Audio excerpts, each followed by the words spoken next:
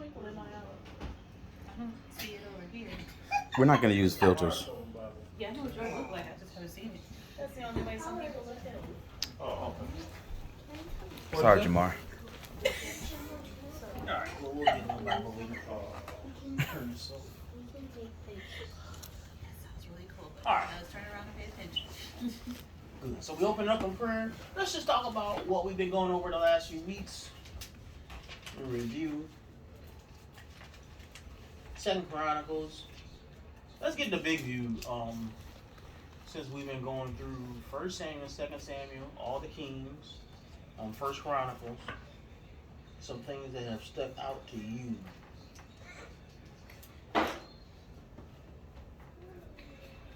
Let's just get like 3 answers on the big picture, and then let's get 2 answers on what we did last week. So big picture, Samuel's, Kings, Chronicles, stuff that sticks out to you. And the kings got progressively worse and worse. Yeah. Even the good ones had blind spots that came up and destroyed their kingdoms after they passed on. Gotcha. Need another answer. I didn't hear Jamar. What did you say, Jamar? I said how the kings that even were good had blind spots that came back and destroyed their kingdoms after they passed on. Mm-hmm. Yeah. All right, so let's look at last week. What did we see from last week with Jehoshaphat?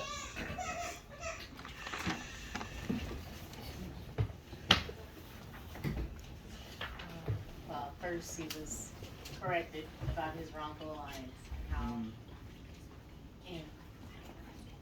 him being corrected, how he changed, and then he sent change throughout his kingdom and parts of Israel. And he established people to judge people's behavior, told them how, told them what they should be doing, and how that battle that they that they had, that they didn't have to fight at all, that they went out in like their choir robes and everybody died of their enemies. I was thinking about that too. At the end, his ships crashed. Right. His ships crashed because he wasn't supposed to be doing what he did. And then all that happened, and the people still didn't turn to God. At the end of the chapter, it still says their hearts weren't turned to the Lord. Yep. Just saying. All right, so let's just talk about one thing that we don't talk about too much, and Chantel touched on a little. If you have evil kings, you also have evil people, right? One thing that don't get stressed enough is that the people are evil. So the people don't serve God. The people quickly turn to idols. The kings always have to put away idols. They have to put away high places. The good kings always have to fight against people who are constantly worshiping false idols. And that's something that always happens. Cleaning up idols is kind of like cleaning up your house, it seems like, in the Old Testament, where it's just something that you always have to do. If you don't clean your house for a day, guess what? It's going to be dirty. Right? Well, if you don't clean up the idols in the kingdom, then the kingdom is going to be filled with idolatry. So it's a constant maintenance that is needed. And the funny thing about it, even with the maintenance, the hearts don't change. It's just we can't do it publicly now. But once we're able to do it again, once we get a king in there that supports us, we'll bring us out right back out and do it all over again. So the problem is they can get rid of all the idols. They still just decide to, well, we'll wait until this king is gone and we go back to our old ways. Yep. I don't know how do you, that's just Israel or Judah. But that's people, right? That's people in general. So a lot of people are fake, and a lot of people do things only when it's a punishment or something that they can see that can impact them right now. And that's why disapproval and shame and criticism is needed on a daily basis, even for believers, because we all have that primitive reaction in us, right? We all have that animal instinct that's obeying reward, punishment, right? And if we don't, the thing that about faith, what faith is supposed to do is we're supposed to think about and feel the impacts of the reward and the punishment before it occurs. That's essentially what faith is, right? We imagine hell, we imagine heaven, and that's what's helping us persevere through the things that we're going through. Because we know that our primitive mind, we're going to keep on thinking, just like the kid who got homework due in a week. Oh, I got time. The night before. Now I gotta write 10 pages. And that's human nature. To put things off to the last minute. That's human nature, to run up to the ark when the rains is coming. Right? People don't normally prepare in advance. And that's just our normal sinful mindset. Alright, let's get into chapter 21. And we'll read all of chapter 21 and get into it. I actually read this, it was a secular article today. I read a lot of it, and it was about, like, basically rich people, like, what they do that we don't do kind of thing. But it was some of that stuff. It was, like, these disciplines that really are, a lot of them are godly disciplines. But when we don't put those into practice, like disciplining ourselves on our food, on our diet, on our exercise, on our TV intake, we talk about it just in a spiritual way, but even in a physical way, like monetary way, most of the time it rings true. It's interesting. Alright, let's get into chapter 21 and let's read that. Then Jehoshaphat slept with his fathers and was buried with his fathers in the city of David. And Jehoram his son became king in his place. He had brothers, the sons of Jehoshaphat, Azariah, Jehiel, Zechariah, Azariahu, Michael, and Sephathiah. All these were sons of Jehoshaphat, king of Israel. Their father gave them many gifts of silver, gold, and precious things, with fortified cities in Judah, but he gave the kingdom to Jehoram because he was the firstborn. Now when Jehoram had taken over the kingdom of his father and made himself secure, he killed all his brothers with the sword, and some of the rulers of Israel also. Jehoram was 32 years old when he became king, and he reigned 8 years in Jerusalem. He walked in the ways of the kings of Israel, just as the house of Ahab did, for Ahab's daughter was his wife. And he did evil in the sight of the Lord. Yet the Lord was not willing to destroy the house of David because of the covenant which he made with David, and since he had promised to give a lamp to him and his sons forever. In his days, Edom revolted against the rule of Judah and set up a king over themselves. Then Jehoram crossed over with his commanders and all his chariots with him. And he arose by night and struck down the Edomites who were surrounding him, the commanders of the chariots. So Edom revolted against Judah to this day. Then Libnah revolted at the same time against his rule, because he had forsaken the Lord God of his fathers. Moreover, he made high places in the mountains of Judah, and caused the inhabitants of Jerusalem to play the harlot, and led Judah astray. Then a letter came to him from Elijah the prophet, saying, Thus says the Lord God of your father David, because you have not walked in the ways of Jehoshaphat your father, and the ways of Asa king of Judah, but have walked in the ways of the kings of Israel, and have caused Judah and the inhabitants of Jerusalem to play the harlot, as the house of Ahab played the harlot. And you have also killed your brothers, your own family, who were better than you. Behold, the Lord is going to strike your people, your sons, your wives, and all your possessions with a great calamity. And you will suffer severe sickness, a disease of your bowels, until your bowels come out because of the sickness day by day. Then the Lord stirred up against Jehoram the spirit of the Philistines and the Arabs who bordered the Ethiopians. And they came against Judah and invaded it, and carried away all the possessions found in the king's house, together with his sons and his wives, so that no son was left of him except Jehoahaz, the youngest of his sons. So after all this, the Lord smote him in his bowels with an incurable sickness. Now it came about in the course of time, at the end of 2 years, that his bowels came out because of his sickness, and he died in great pain. And his people made no fire for him like the fire for his fathers. He was 32 years old when he became king, and he reigned in Jerusalem 8 years, and he departed with no one's regret. And they buried him in the city of David, but not in the tombs of the kings. Alright. It omits no words in this chapter. Yeah, Right. This This is a very subtle chapter. It's hard for us to tell what the author thinks about the king. So let us look through those delicate keys. Oh, I would hate to have that said about me after I die. Alright, so this is a chapter that teaches us to be very much in favor of some truth talking, right?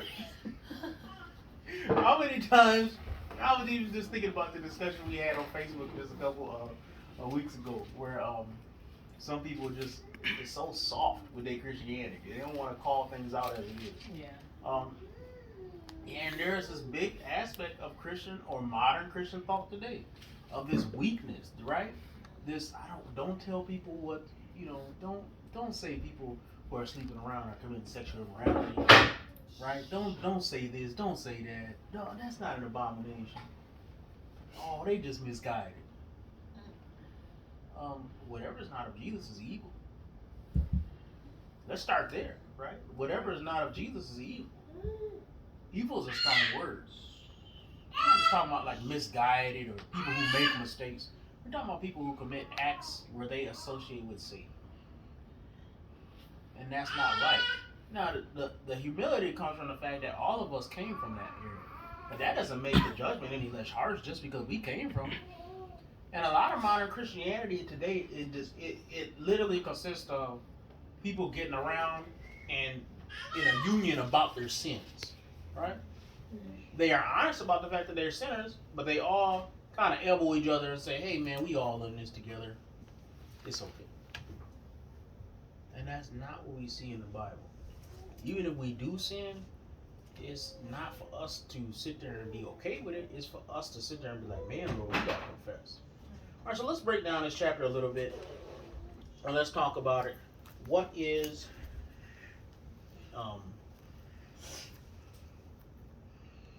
let's do this. How would you break down this chapter first? And then the second thing we'll talk about is what is the theme of this chapter and what's God's message from this chapter. All right, so first let's break it down into sections. How would you break it into sections, and what do the sections tell us? Think of it like this way. We're getting a theme, right? But the theme is going to be made out of the sections, what each section means. So the first 3 verses are about Jehoshaphat and how he treated his sons before he died.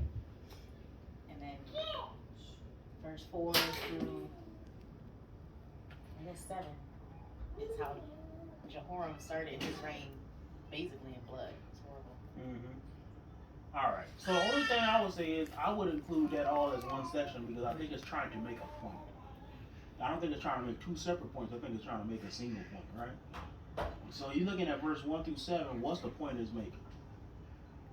Like the contrast between him and his dad, and then the new reign, like what the new reign's gonna look like, I guess. Yeah, this dude is not like the other 2 kings, right? He had a good grandfather. He had a good father. He got no excuse. There's a huge contrast between him and Jehoshaphat and Asa. Now let's talk about this. Were Asa and Jehoshaphat perfect? No. No. Right? But whose father and grandfather is? That's not an excuse then. Even if they were evil, that still wouldn't be an excuse. But he has no excuse because he has a good line. So there's this big old contrast. Now let's talk about the particulars of the contrast. What are some particulars that he did? Let's just talk about what he's doing that's the exact opposite. Because you get this idea that it's opposite day. I mean, the dad specifically cared for each one by name and gave them valuable possessions, and then he went and killed each one. It also sounded like he gave them provinces too. Like he maybe meant for them to be judges or something over those. And Jehoram said nobody is going to have anything but him in Judah. Yep. And even in Israel. It's crazy about it too. And I Now wonder if let's that was talk the about alliance this. from the Let's beginning. connect this. Why would he kill some people in Israel? Is it part of that alliance? Yeah, right now they're Make sure family. that- Some of them are family too, right? To make sure none of them had threatened him too, or? Yeah, they have a right to the throne too. Some of them do, because some of them are his son-in-laws. Brother-in-laws and things like that. Is this the alliance then that the Bible talks about chapters before? Like when they said they were alliance through marriage? Yep. Okay. All right. So we see a lot of opposites here. Think of it this way: this dude is very selfish. If you look at Jehoshaphat's reign and you look at Asa's reign, you get the idea that for there to be success in leadership, there has to be multiple leaders, right? The kings, let's just first remember this, and that's kind of why I wanted us to get the big picture. Didn't Samuel warn people about having a king kind of idea? And the problem with a king idea is that there's no checks on that.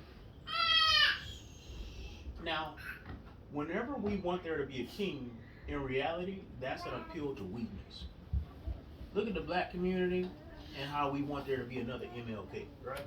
But why do we want that? Because we individually don't want to take responsibility to fix our own community. We want somebody that's just going to make it happen, right?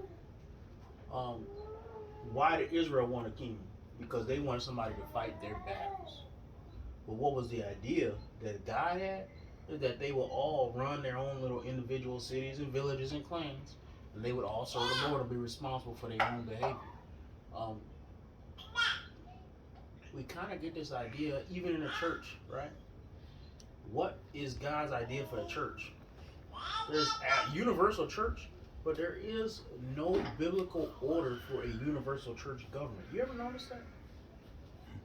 There is no kingdom. But what do we often want? We kind of do want a king. What did the Catholics do? They produced a pope. What do a lot of biblical church conferences do? They elect these kings or elect the president of this association, the president of that association. And in reality, what we're doing is we're doing the same thing that they did in the beginning of the book of 1 Samuel, right?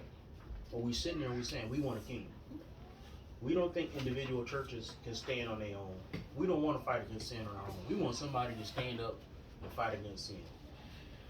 Now, in reality, what God does is, especially even in the time of Judges, He'll rise up men who will fight and bring attention to the battle and win the battle. But people don't want to go God's way. They get frustrated with God's direct command of the church, and they feel that they can do better. And that's even great learned men who go to seminary and got doctorates and all that. This is what they do. Let's talk about the next section, verse 8 through 10. What's happening in this section?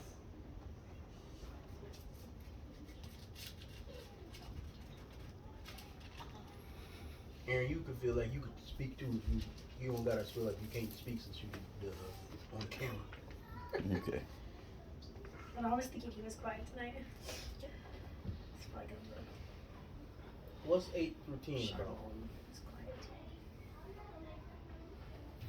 If verse 1 through 7 is about the lack of moral direction, what's 8 through 10?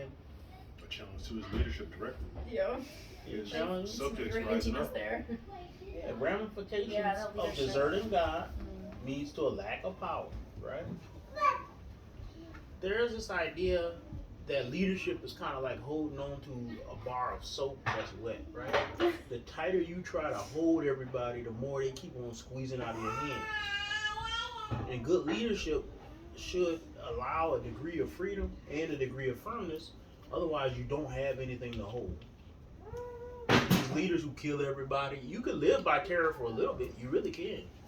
But you can't keep it forever. And it eventually even drives you insane. If you ever look at some of these kings, some of these czars and stuff in Russia, some of these communist leaders, they go insane. They can't eat food anymore. Every food got to be tested. They think they always going to be poisoned because people do want to poison them, right? So they killing everybody. Imagine if you was killing everybody all the time. You was plotting to kill people like Stalin. Stalin starved pretty much a whole city, right? Dude started a whole city. Imagine what he's got to go to sleep thinking at night. How did he live with himself every day? He can't. Hitler. What do Hitler think when he out there gassing people? He know he's killing people by the millions. How does he sleep with himself at night? And does he not think somebody could get me one day? I'm not the ideal race. I'm half a Jew myself, and I know that. What if they figure that out? All right. Let's talk about verse 11 through 15. What's going on here?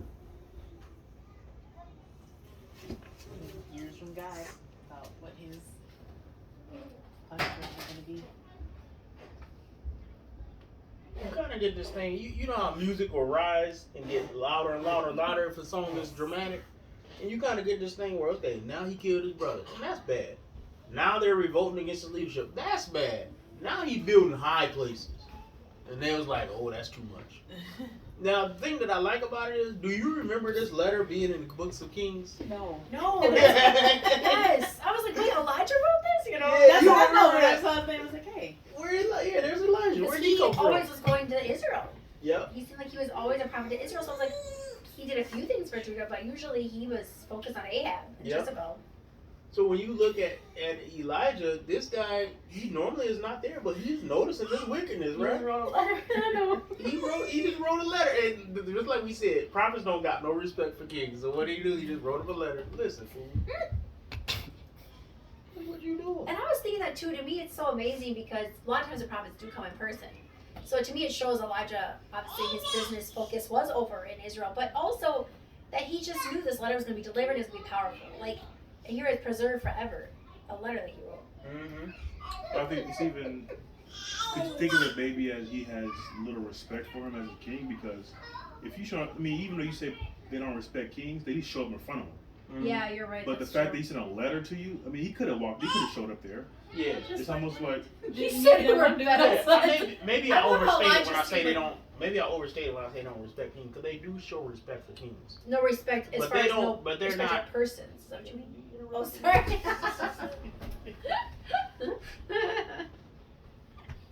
What they don't do is they ain't afraid of kings, and that's I think what the point is. Now go ahead. No, I'm sorry. I'm just trying to help you say it. I don't know why. Don't deal. The funny part that I was thinking is, Scratch that from the record. yeah, take that part out. Not The just part that, of yeah. when he says, "Do you think it was Elijah's own part?" When he put that part in, "Who were better than yourself?" Like, it's like God's words were his. It's included. It's included. God's, but it's also his. He would not be a man of God if he did not include all the words of God he said to me. God told me to tell you. Is that it includes those things that we normally would not ever say about a person. Like you would not say like you killed these people who were better than you. You died and nobody cared. Yeah. Like that's in scripture. That was fact. Yes. No one's regret. Well, it kind of harkens back to what Brian was saying before about how people are afraid to give the truth, though. You know, this is actually a very harsh truth that if you were to say this in any forum anywhere, you probably would get people jumping on you saying, well, you're not being very loving, you're being too judgy, this is hate type of speech. Yes. Imagine if we gave this letter, like, to Mayor Barrett. That'd be crazy. Like, people would, like, be so mad. Yeah. Even if it did come true. With metaphorical pitchforks and torches. Yep. That's the thing. We write a strongly worded letter like nowadays. It's still pretty gentle. It's not like you're gonna die because your bowels are falling out into the Goodness. Oh my gosh, that was like 2 years. That's a long time to be dealing with. Now The technical term. Yep. Now let's think of it this way, and I know this is kind of an unusual way to think of it, but think of it this way. What about the mercy of God? Right? What about the mercy of God that he doesn't allow somebody to keep doing evil forever? Right? Think of it that way. Because... Yeah, because there are probably people praying, like, we have a horrible, wicked king. Mm-hmm. So sometimes God's mercy is seen as in his judgment because he's sitting there and he's saying, we can't let this keep going. What if God did not restrain the evil of men? We would all be Sodom and Gomorrah. That literally is a natural state of man, to be completely lawless. And to not have technology, to not progress. If you think about a society needs some degree of morality to progress. If you go out in the street and it's like an RPG where it's a random encounter out there, how you gonna build your streets? How you gonna build your city? How you gonna build lamps? How you gonna send your kids to school? The kid's not gonna survive a random encounter. So it's like, how can you progress? There can't be science. There can't be art. There has to be at least a semblance of morality, even in evil societies, for there to be advancement. And semblance of order. Yes. Yeah. And so when we talk about all this, what evil people do, they sow this thing of chaos. When you look at the way his dad had set him up to lead, he had all his brothers and provinces. The idea was a stable government. And what does this guy do? He knocks all that down. I'm the only king. I'm the only this. Killing everybody. Everybody rebelling. And now God has put an end to it. And he says what's going to happen. And then the rest of the chapter is kind of like, okay, and then this is what did happen to him, just like Elijah said, right? Where is Libna? I do not know. I was just curious. Yeah. Leave your answers in the comments below. Oh, here it is. It's over here. It's above Hebron and Judah. Does it say who the people are? It's over here. It's kind of near Philistia. Oh. Does it mention how he died in Kings? Mm-hmm. Didn't it say he had like a vow? I think it said something about it. Yeah, because I feel like that stuck out to me because Asa had the feet and then he had the. So it's just interesting. Mm-hmm. There's another king that was described. Two other kings that I know of for sure that had this, but they're in the New Testament. Y'all remember that Herod had the same Yeah, the thing? worms thing. Herod and Herod's the other Herod. So two Herods had it. Yeah, two Herods had it. Herod the Great had it, and Herod the Tetrarch. They got this disease when they said they were struck by God and died. Mm-hmm. They said both of them died extremely painful deaths. And it was like this. All right. Any other comments about this chapter before we move on? Oh yeah, how you died with no one's regret. Yeah. Arthur, why are you so savage, right? Well, actually, I was going to ask about that just in the sense of how could they choose to do that? Like, the people made no fire in his honor, so they could just decide, like, this king didn't deserve this, and like, or they just all willfully just didn't do it, or do you think there was a leader that said we're not going to put a fire up for him, or? I don't know how they determine that, but I think even common people know when everything is going wrong, right? Mm-hmm. So I think his leadership was bad enough, because even bad kings normally get honored. Like Ahab was mourned. That's what I was So I thinking, think it was not just evil, but incompetence that was his problem too. Like an evil but competent king probably would have still been at least buried in the right place.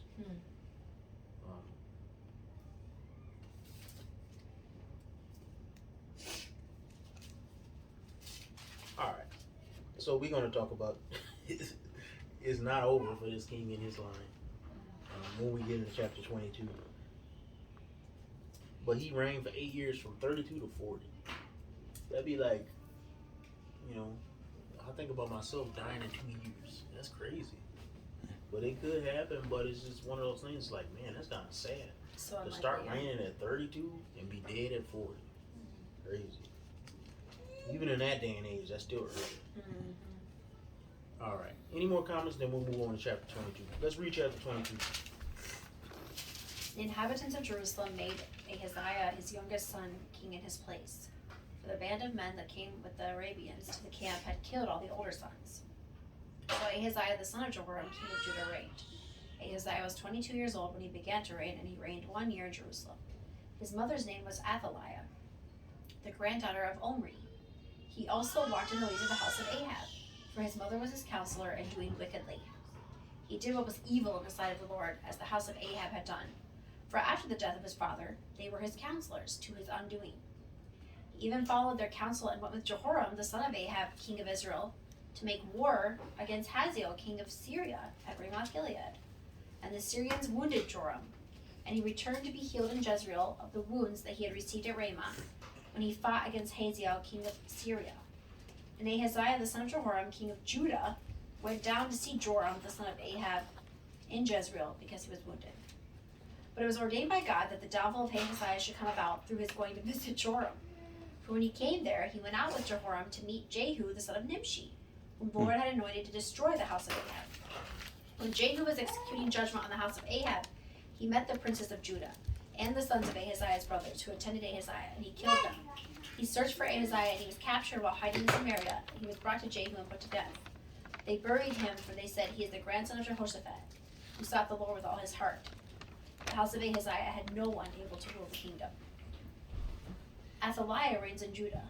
Now when Athaliah, the mother of Ahaziah, saw that her son was dead, she arose and destroyed all the royal family of the house of Judah.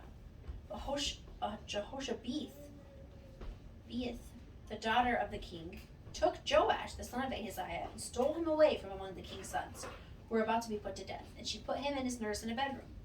Thus Jehoshabeth, the daughter of King Jehoram, and wife of Jehoiada the priest, because she was the sister of Ahaziah, hid him from Athaliah. so that she did not put him to death.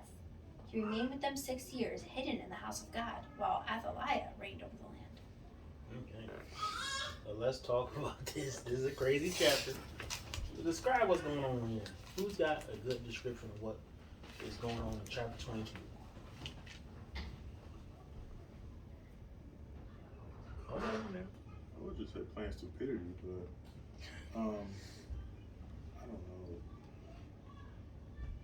You would think there would be a realization that if my dad died of a judgment of God, let me not do the exact same thing. But Yeah, but who learns that lesson? no one does. Right? If a mom has a baby at 16, what's baby gonna have a baby at? 14. 14 or less, right? People don't. It's not realistic. People don't normally learn from their mistakes. Well, and the thing is, you can see in this, they're so encroached in this sinful family. Like, at this time, they're so enraptured with the Israel side. Mm-hmm. So let's just describe what happened in this chapter. That he was still allied with Ahab's house, right? In fact, they're kind of family. They're like cousins, right? So he goes and visits his cousin who got beat down by Hazael. Now, anybody still remember Hazael? Remember him? Y'all kind of vaguely remember him? He was the one that shot.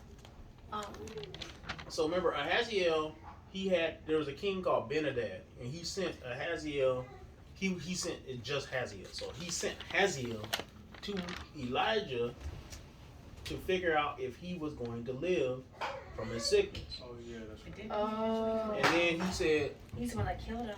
yeah, he said, well, tell him he gonna live, but he gonna die. And he's like, what?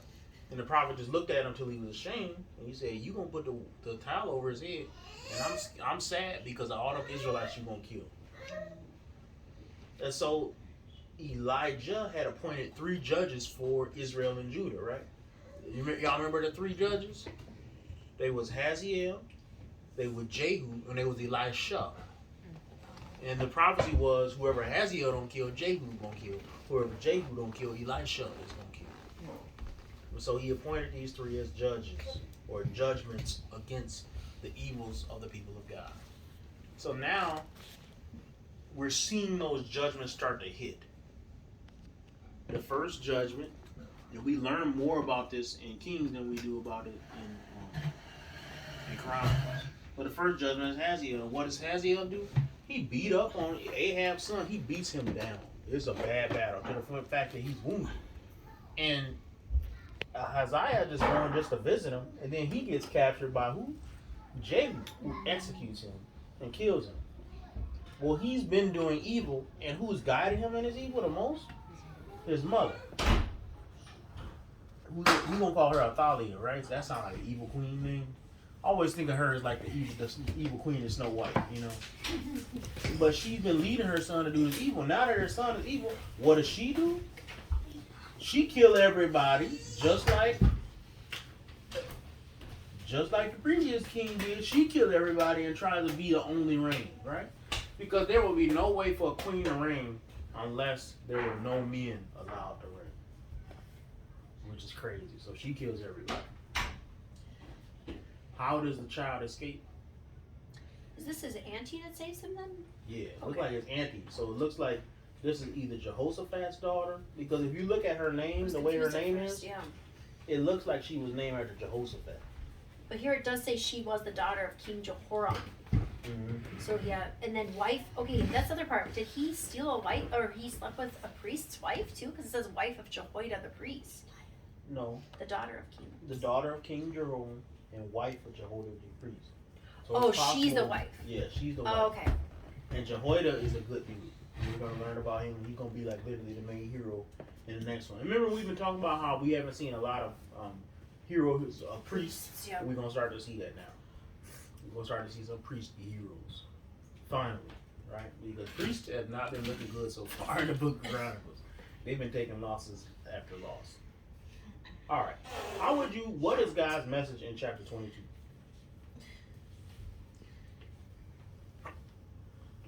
Again, this is the repercussions of Jehoshaphat's alliance.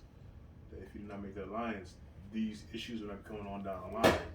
Like we talked on earlier about decision making as a leader needs to be thought of long term, not just short term. I'm needing an ally now. Let me ally with this person over here who is not following the Lord, but we need physical help down here. But then down the line now, you see all this evil. It's funny how it's not going into Israel. Like they're not becoming more godly. Judah's become more evil. So it's never. It's not the opposite. Yes. So let's summarize it. You try to put it in a sentence. What is God's message in this chapter? All right, let's go. Let's maybe break it down a little bit. What is God's message to the king?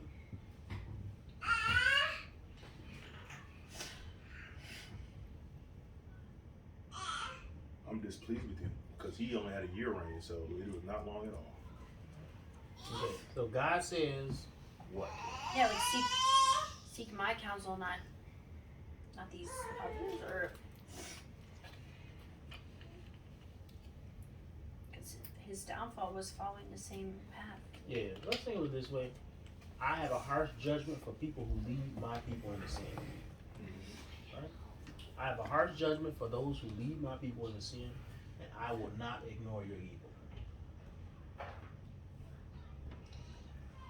What would be, and so you kind of see this idea going through this whole chapter. What would God's message be in general? Beware how you lead the people of God, and beware who you listen to. Because God will judge where you take his people. And should you be selfish in your leadership and take God's people in the way of evil, God will surely repay you for your actions. And then the end is like almost like a little reminder of God, almost like a remnant promise still, because it's like no survivor was left, but then there's this little secret one. Like God's still keeping that line of David that he promised. Yep. So then, let's think of this from Satan's perspective. What does it appear that Satan is trying to do? Yeah, he's trying Kill off the line. to kill off the line. He's trying to kill the line of David, right? That's true.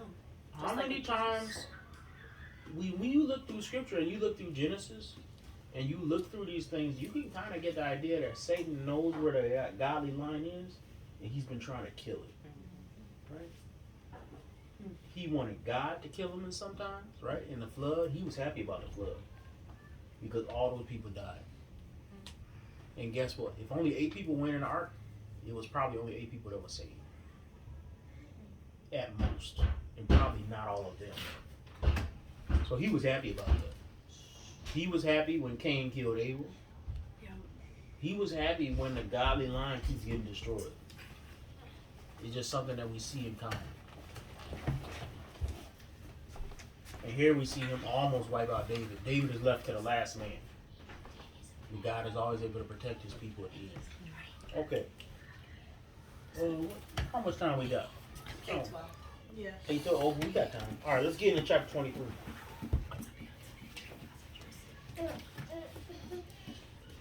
But the 7th year, Jehoiada took courage and entered into a covenant with the commanders of the hundreds. Azariah, the son of Jeroham, Ishmael, the son of Jehoham, Azariah, the son of Obed, Messiah, the son of Adiah, and Elishaphat, the son of Zichri. And they went in through Judah and gathered the Levites from all the cities of Judah and the heads of fathers' houses of Israel, and came to Jerusalem. And all the assembly made a covenant with the king of the house in the house of God. And Jehoiakim said to them, Behold, the king's son, let him reign, as the Lord spoke concerning the sons of David. This is the thing that you shall do of you priests and Levites who come off duty on the Sabbath. 1/3 shall be gatekeepers, and 1/3 shall be at the king's house, and 1/3 at the gate of the foundation. And all the people shall be in the courts of the house of the Lord. Let no one enter the house of the Lord except the priests and the ministering Levites. They may enter, for they are holy. For all the people shall keep the charge of the Lord. The Levites shall surround the king, each with his weapons in his hand. Whoever enters his house shall be put to death. For the king, when he comes in and when he goes out. The Levites and all Judah did according to all that Jehoiada, the son of the priest, commanded, and they each brought his man, who were to go off duty on the Sabbath. with those who were to come on duty on the Sabbath. For Jehoiakim the priest did not dismiss the divisions, and Jehoiakim the priest gave to the captains of the spears and the large and small shields that had been King David's, which were in the house of God, and he set all the people as guards for the king, every man with his weapon in his hand, from the south side of the house to the north side of the house, around the altar and the house. Then they brought out the king's son and put a crown on him, gave him the testimony. They proclaimed him king, and Jehoiakim and his sons anointed him, and they said, Long live the king. When Athaliah heard the noise of the people running and praising the king, she went to the house of the Lord to the people. And when she looked, there was the king standing by his pillar at the entrance, and the captains and the trumpeters beside the king, and all the people of the land rejoicing and blowing trumpets, and the singers with their musical instruments leading in celebration. And Athaliah tore her clothes and cried, Treason, treason!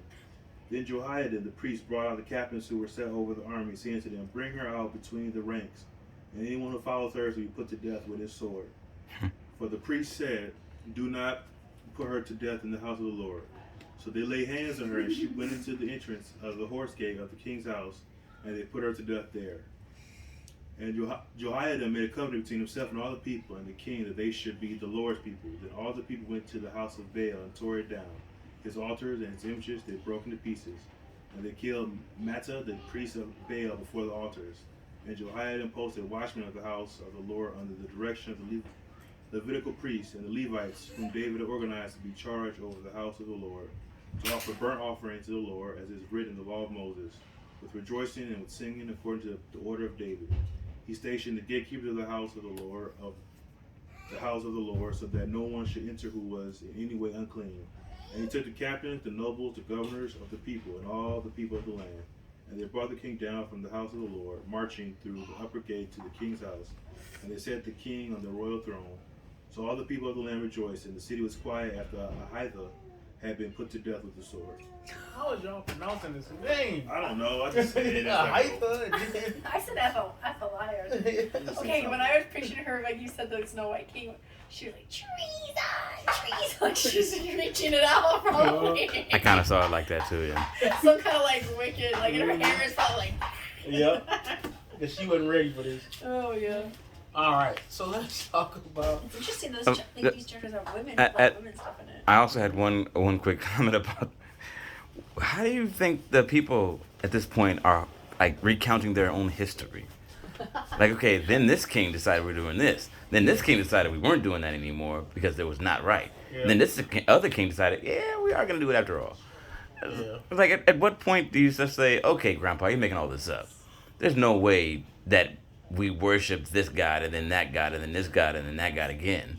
And why didn't anyone just stay with one God? Well, but then how would we recount American history? We built a wall, and now we're not building a wall. Right? I just can only imagine how... I mean, and that happens in the span of 4 years. Right. And these kings did reign a little bit longer, so... Yeah. We're talking about some generations have passed. Yeah, so it's not... I mean, remember people used to joke about some of the nations in Africa that used to have a president every day. I mean, that's an exaggeration, but... When a king... Let's talk about this. A nation cannot be good if it's unstable. And what we're noticing is there's a lot of instability, right? So when we talk about Israel and Judah, we see a lot of instability. Remember, there's a chapter that goes on where it just talks about all these kings that reign while one king reigned in Judah. Guys reigning 8 days. Mm-hmm. Right? That's the kind of stuff that happens because a kingdom is evil. And evil doesn't support longevity. There is no aspect of evil that makes you think this guy will live 80 years. Right? Things that evil produces, they don't produce longevity. They don't look for the long term. Evil is short term. Right? I want to get high right now. You'll be addicted for life. Your lifespan will be reduced. I want to eat right now. I want to eat all these donuts right now. I want to have sex with this person right now. Evil is immediate. And righteousness is long term. Yeah, I'm going to be made fun of today and look like a loser for the next 20 years. And I'll be rewarded in eternity. and I may not see that reward on earth ever. I'm going to be poor, and give 10% of my income for my whole life away, because when I get to heaven, God will reward me. I don't even know how that reward will look. It just really gives the difference between those who are practicing proper discipline, themselves. Because we all have impulses. We all have things that come up in our heads to say that, yeah, I would love to do this right now. Just whenever you're driving, just think about that. How many times have you had an impulse to do something while driving? Yep. But it takes that discipline that God is instructing us to have, and that the Holy Spirit is instilling us to have, that to really, like you're saying, to maintain that godliness, because otherwise we'll be driven everywhere by our various emotions. Yep. I was thinking about that too, because for the sermon for Sunday, I'm preparing for the sermon on Sunday, and one of the things that just strikes me is how evil is very emotional and passionately driven, right? Yeah. And so we can do a lot of evils. It doesn't make sense to say the Jews were the cause of all the problems for Germany. It literally doesn't make sense. It would have made a lot more sense if they would have said, we will gas up Americans and English people, because that's who they lost to in World War I, right? That's who instituted all the penalties that made them go into the depression that they went into. It would have made a lot more sense for them to just kill them, but they didn't do that. What they do, they said, we're going to kill the Jews. And that's emotionally driven. There's nothing rational about that. There's nothing rational about transgender rights. There's nothing rational about gay marriage. There's nothing rational. I was even talking today to somebody at work. Not yet today, yesterday I was talking to somebody. It was a political issue. And I don't normally get into politics at work, but I just brought to him and said, it doesn't matter if you're a Democrat or Republican. How does it make sense to let illegals come through the border? Why is that even a political issue? Like, that shouldn't even be an issue. Like, that should just be an issue if you say, that doesn't make sense. And the guy didn't want to answer the question, because I said to him, okay, listen. If you were in charge of a prison, and you put a sign on the door that said you can't go out, but you didn't do anything to stop anybody that did go out, are you being responsible to the public? And this is what he said to me. I don't want to answer that question. Probably was one of the smartest things you could have said. but my response to that was, You answered the question. if you know that I said the reason you're not answering it because the question has an obvious response. Mm-hmm. If it's an obvious response, stop being political about it and just recognize this is not political. This is not a Democrat or Republican issue. This is just a common sense issue, right? But there's a lack of rationality that comes from sin. They call it, theologians have a more complex name for it, but it really, sin makes you stupid, right? Look at the dude who's close to bar time and he is trying to get laid hard. Right? He is trying to get laid. He looks stupid. Look at the guy who's drunk. He looks stupid. Look at the girl who's drunk and trying to attract that guy and desperate that he don't choose the other girl. She looks stupid. The girls who kiss each other on the dance floor trying to get the attention of all the guys. It looks stupid. It doesn't like look people sexy. involved in feuds, or people, like, they can't see the way everyone else sees them. Mm-hmm. It's like, you're so full of your hate, but they think, oh yeah, look at me. See, I handled that. They're like, dude, whoa. Like, Yeah. you have ever so seen much the person, hate. who's so angry, and a grown person throwing a tantrum? It's not a good look. But they don't feel like that when they're doing it. When they throwing a tantrum, they feel like they literally have given a speech on Congress floor. And they don't realize what we see is somebody just kicking, yeah, I want my way. Right? Mm-hmm. That's what we see. But they don't see it like that because sin makes you stupid. It makes you short-sighted. You can be sin because sin is selfish. You cannot possibly see yourself in a correct light when you're absolutely selfish. Right? It's just like if you fat, you selfish, you don't think being fat is that bad. Nothing you do could be that bad because you're selfish. It's you. It's different because it's you. And that's what sin does to you. It's different because it's you. Everything is personal. You're not saying that because you have any kind of standards or because you want better for me. No. You are personally attacking me. That's how people take it. And that's what the effect of sin is. Yeah, sin makes you justify even the most ridiculous of actions, Yeah. even the most ludicrous of reasons that you might have. Yeah. You do try to come up with your own, like, justifiable reason for what you're doing. Yep, and a lot of times what sin will do is a person who has any kind of insight into themselves, they will stop arguing with you when they are sinful, and they'll just try to shout you down or shame you or insult Oh, you. man. Right? Because when you give a person that is in sin a chance to explain themselves, they just start making themselves look like a fool. I mean, well, how many times have you been in an argument with someone and you can tell that it's starting to get escalated because they start to repeat themselves a lot? Mm-hmm. That's usually when it happens, when someone just loses all amount of Yes. rational thought. It will be time for the other person to talk. But I'm so mad I want to keep talking, but I really don't have nothing new to say. Yeah. So Yeah. repeat point 2 again. So you can be responding to them in totally a calm tone, like just asking them the same question that they haven't answered. Try to ask them the question different ways, as if they haven't quite gotten it, but yet they still are getting louder and louder and louder, because at that point you're showing them that their thoughts or actions are sinful, and they've already in their mind have rationalized whatever sin that they have been doing to the point that if anyone dares to show them that what they're doing is sinful, well, now I have to defend it tooth and nail because I've already made it up in my mind. This is okay, what I'm doing. Yeah. So let's get into this chapter and talk about what is going on here.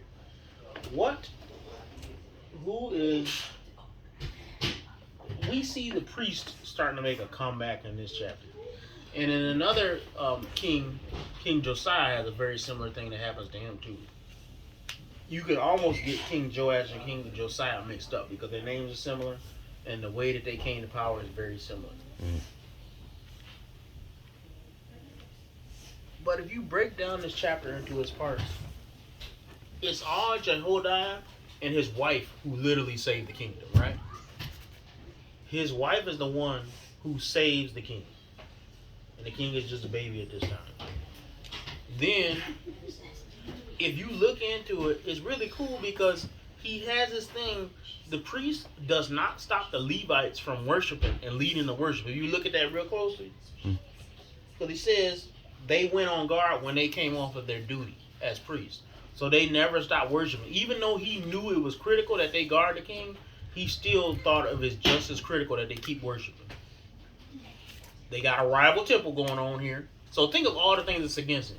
He got the queen against him. There's a rival temple. We don't know what the allegiance of the people is anymore, right? And so we got all these things going on. And he sets up this conspiracy where he brings all the priests and the Levites together and said, this is what we're going to do. We're going to protect the king. I have the king. I've been protecting him for these years. People probably been depressed because they don't know who the next leader is going to be. Because a queen by herself is not going to produce any heirs, right? Well, and they must have been just like aching for a leadership because the way that they all were rejoicing, so happy that they had him. Mm-hmm. And I was thinking that it was amazing to me how he could wait patiently, almost like patiently like that. That's gotta have been so hard. But the boy must have been young. Yeah, he was too little. So they had to wait for a little bit. He gets all these Levites together, and now the Levites are finally doing something. We don't really see Levites come out as heroes like this since the time of Moses, right? Because Moses was a Levite. Moses was a Levite. And Moses had this one time where he just said, all the Levites come to me. And then they went through and killed everybody. Remember that?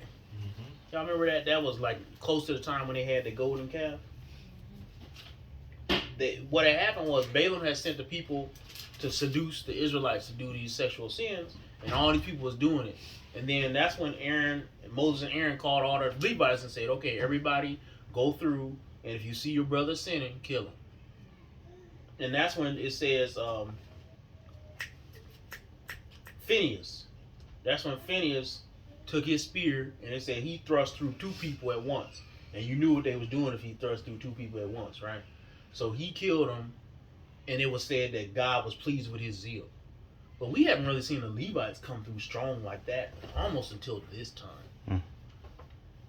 So this is hundreds of years they've gone through where the Levites ain't came through like this. Now we have seen some priests have been decent. There were priests who was allied with David that was pretty good. We see some priests being set up as judges, kind of in Jehoshaphat's time. But this is the first time we seen some priests that's like taking the bull by the horn. It's like, whoa, these priests is some hero priest. If you look at the prophets, they kick around the priests a lot. Because priests be doing some stuff. If you look at the Sadducees, what are Sadducees? In Jesus' time? Those are priests. Those are priests. So, there's always been some problems with the priesthood. And it kind of reminds me of this verse in Ecclesiastes where it says, behold, in the place of good, even evil was there. In the place of judgment, yes, there was sin. This idea that Satan, wherever there is power, Satan will try to worm his way in. We have to be really careful about that because Satan loves power. Yeah. All right, so after this, they do this conspiracy. They pronounce the king in the house of God, and then they kill his evil queen, and everybody rejoices. Any more comments on this chapter before we get through? Because it's pretty much straightforward. I do like how they took the momentum of that to kill the evil priest. Y'all see that? They said Matt, and he's named too. So it's like, I always think about when you see somebody that's named and they're an evil person, but they probably had descendants. What did the descendants think about that? Like, yeah, great grandpa was killed in this one. Like, whoa. We don't talk about him no more. But he is named in the Bible, so that's like kind of a feather in the cap.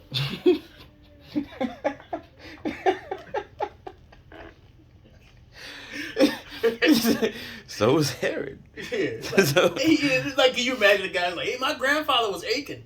Oh. Oh yeah. Well, good for you. He made a name for himself, that's for sure. I mean, here it does show a lot, like so much about godly male leadership, like. But the thing that I was thinking about too is how women were woven in behind the scenes as far as his wife, who hid the son originally, and how cool it is to think about what the role of a woman in this passage. If she hadn't done that, then she enabled her husband to do such an amazing thing because she did the right thing for God and hid him, and probably took him like almost like her son for a while. Yeah. And raised him to be godly for at least that time, and then her husband was able to be used in such a powerful way, like such a leadership way. And I think for us women, we can be reminded of the things we're supposed to do. Yeah, I think in the last few chapters we have seen a lot of evil women, right?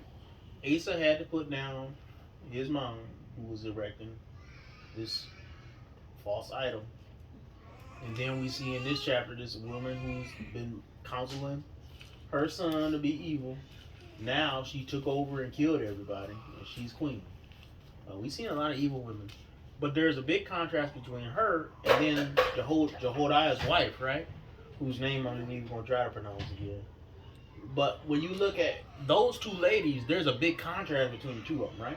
Both of them are in the royal line. Both of them are in the royal line. Probably knew each other closely, intimate. Enemies to the core. One is right, one is wrong. One is deciding to be king, queen, all by herself. The other one is married to the high priest. And there's a huge contrast between the two of them. Also, going off of what Heidi was saying, there definitely is a benefit to anyone doing that which God is commanding them to do. You know, there's dividends in that. You know, even if you're not like the leader of the people, where we do talk about that a lot, and how, you know, those who are put in positions of leadership have the responsibility to lead them the proper way. But even those who aren't leaders, who are, say, beneath them, or say just general citizens, that obedience to God still has its benefits.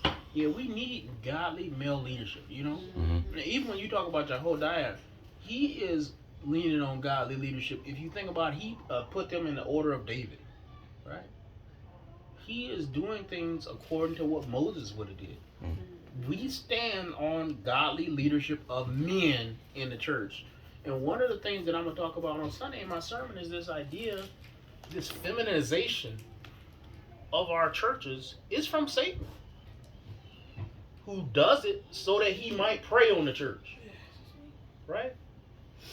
When we are led in a feminine way, which is not the way that God meant for humans to be organized, we fall prey to Satan's trap. And when we are led by godly men, not just any men, because the chapter that I'm looking at for teaching a sermon on, it also talks about ungodly men who prey on these women and who do things, lead the church in the wrong direction. When you talk about this, when godly men lead us, there's satisfaction, there's joy, there's rejoicing. Mm-hmm. When you have this feminine church, this feminine people of God, you see them being led by passions. And it is not a good thing. It's not a good look. I guess what I meant in my point was is that even if you have like an evil leader, you know, that they can still be, you know, godly men, and you know that they're able to still benefit the people that are around them. Yes. You know, benefit the entire nation actually. Yes. So even in spite of being evil leaders, yep. You know, you gotta think about it. Yeah, each person that is a godly leader, they have an umbrella that people can hide behind, right? And they can make it through. And I just been thinking about, like, even when I look at my grandfather who passed away, or my grandfather who's still alive, I just think about how many people have been sheltered in their strength over the years. Or my dad, how many people are sheltered under his strength? There's this idea that people have the opportunity to grow when a man is protecting them, right? Girls have the opportunity to grow up in innocence if their father protects them. But if there is no dad, a lot of times these girls get messed with when they're younger, and they get messed up. Mm-hmm. These boys get messed up. If you grow up and you don't have a father protecting you, you get exposed to the harsh realities of the world before your mind is ready. And I think people are kind of like cement, where it takes a while for them to set into the shape that they should be in. And what a godly household is supposed to do is give them time to set, but also give them a shape to set in that's going to be good and productive for them to build on, right? But a lot of people, man, they get in these houses, and I just can't imagine. Sometimes it makes me want to cry when I see how some of these kids is raised in these chaotic households, man. Mama yelling, daddy yelling, cussing and screaming, different sexual partners coming in and out, drugs going in the house not clean. These things happen because we are a sexually immoral people. And we don't think about the establishment of how our community should be organized according to God's rules. And that's the fault of men and women. I think everybody point the finger if you look at our community. I'm looking at a lot of things on YouTube, and a lot of the guys I see, they always point the finger at women. And they not wrong. But I see a lot of wrong in men too that fail to lead or refuse to lead. Well, leading will be hard, so that's why it's wrong. Well, it will be hard to lead. That don't mean we should fail to do it. And so there's this weakness that goes on where we look at all these difficulties and we just say, man, I'm not dealing with women. That's what a lot of men say. I'm not dealing with women. That is a weak mindset. It's a feminine mindset that is not appropriate for men. Men should accept the reality of what they had to face and still do it. Men are supposed to be where they get on the battlefield and they know they're going to die and they still stand. That's what a man is supposed to be. Being a man is not always glorious. Or comfortable. Or comfortable, right. You see the charge going. You the first in the line. Somebody got to be first in the line. Somebody got to stand on the front ranks and take that charge. We also go off the mentality of constantly seeking our own comfort, which is what the mentality of a child is. You know, you get a man that's not reached the actual level of maturity he needs to be at, you know, because for whatever reason. And he is like one of the little ones, you know, something doesn't go their way, and what do? They throw a fit. They only are happy when everything is as they want to be. Yep. They're fed with the food that they want. They have the toy that they want. They have the things that they like. And that's how all of these guys are being brought up, with that mentality that, well, you can only be happy when you have everything go your way. Yep. Very, very childish and feminine, right? Yeah. So it is not a good quality. It's not a good look. And then a lot of our women is too masculine, right? I was gonna say some people need to be reminded to be feminine. Yeah. Athaliah, Yeah. she should never Treason. have wanted to be queen. How you gonna say treason when you killed everybody? You the treason, right? But then, like, even look at it. Like when we look at what was his name? Jehoram. When he killed all his brothers, like, yeah, we looked at that like that was a horrible thing. What Athaliah did is even more ruthless because you're a woman. Mm-hmm. You know, you're supposed to be the nurturing and the loving one. Mm-hmm. You should have been doing what this other woman did, which was protecting those kids. Yep. That's our job. Yep. And like you said, like men have to accept this responsibility. They have to be strong. They have to do those things that they don't want to do. Women have to do that in their role too. We have to realize we're not supposed to be the leaders. Mm-hmm. We can have leadership qualities and lead other women, but she was never supposed to be queen. Yep. Judah never had a queen. Mm-hmm. And that's how God wanted it. Mm-hmm. So accepting your role as a woman isn't a defeated thing, saying I am going to be Yep. exactly what God called me to be and be satisfied in that. There's glory in being a godly woman. Mm-hmm. There's a lot of glory in it. Now, some people might be mad because they might say there's not as much glory as being a godly man. I don't know if you could really say that, but the truth of the matter is, whether it is or it isn't, you still got the calling that God gave you, right? And the thing about it is, there are pros and cons to being men and women, but the truth of the matter is, we shouldn't even be considering that because God made us what we are. Mm-hmm. We simply have to accept that fact, right? Mm-hmm. So if you think about it, we have to accept the fact that as a man, you must be ready to die for your household. That's not the role of women. But women have to accept the role. They might die in the course of childbirth. And they must go through much pain to bring life into the world.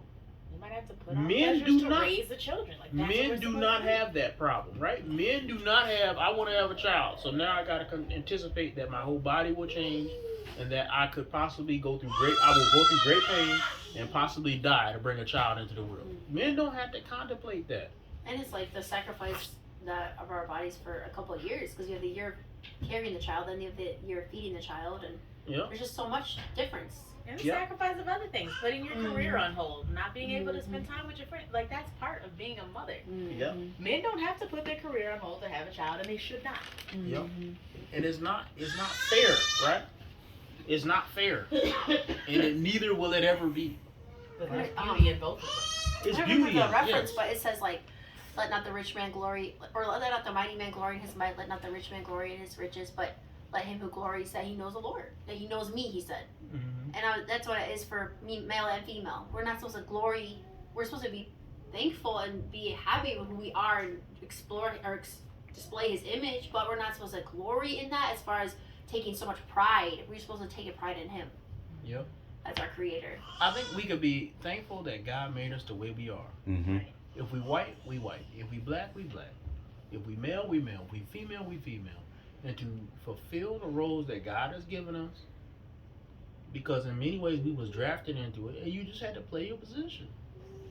And everybody is not suited for every position, and that's okay. Now, when you get that disturbance of God's order, you get the woman who wants to seek that leadership position because it is a role of glory in many ways. So it's a role you get a lot of attention. You're one everyone listens to. So it does appear attractive. That's why a lot of people try to usurp. Yeah, there's power in it. Throughout history, there's always someone who's trying to usurp that power from someone else. And on the other side of the spectrum, you get men who wanted to be more feminine because, well, I don't have to lead now. Now I can sit back a little bit further so no one really notices me. I can shrink back a lot more. I don't have to fight as hard. Mm-hmm. Well, at least that's the thought behind it. Yep. And the thing about it is, God has made us the way we are for a reason. If you properly lead your home as a man, and you properly lead your communities as a man, you will take more bullets. Mm-hmm. But with that, God has made you tough enough to handle it. And you can kind of think of the woman as a healer for you.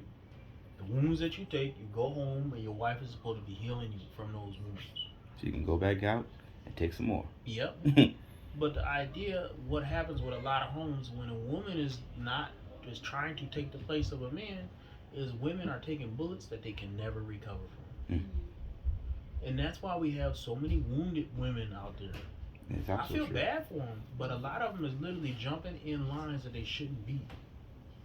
taking these bullets they should have never been in the place of taking, and they get wounded and they hurt. And a lot of it is because they just too dang headstrong. But a lot of it also is they simply fail to accept and love male leadership. And so for women, I think what they can do to encourage is they have to learn to love and accept male leadership. And for men, they have to learn to love feminine qualities, and they have to learn to love the responsibility of leading. And so it kind of reminded me of Kobe and Jordan. In the last 2 minutes, they wanted the ball. Men have to want the ball. And lots of men are passive. Right? Lots of men are passive. And women have to support the men. And that means sometimes they got to make that pass.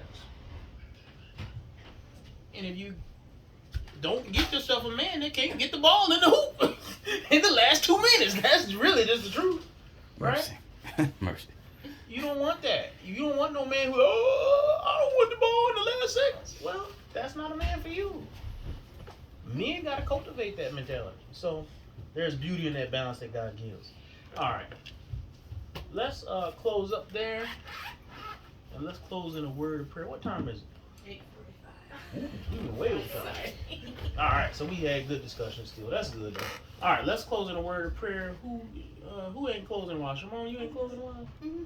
I haven't done one. You gotta pray yourself. You gotta pray up. So I remember the last time you prayed. Go ahead. Dear Heavenly Father, just thank you for this Bible study. Just I was telling someone today just how long we've been doing the Bible study, and they were so impressed. So I thank you for us just gathering here this evening, continuing to go through your word and pulling out those things that we can even apply to today and what's going on in this world. And I just pray you continue to watch over us, bless us. Still continue to allow this Bible study to grow, continue to be your Brian as he prepares for these lessons. In Jesus' name, amen. Amen.